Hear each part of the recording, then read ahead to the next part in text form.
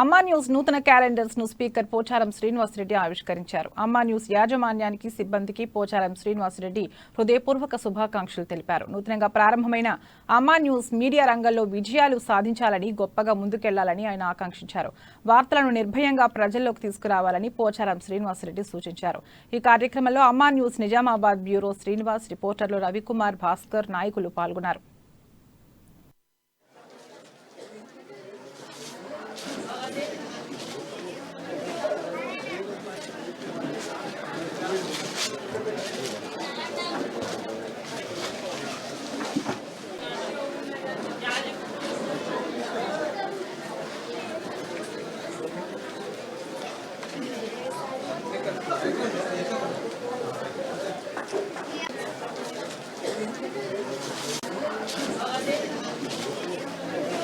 ఉన్నటువంటి పండుగ భోగి, సంక్రాంతి పండుగ. దేశ విదేశాల్లో ఉన్నటువంటి తెలుగు వారు కూడా ఈ పండుగను చాలా గొప్పగా జరుపుకుంటారు.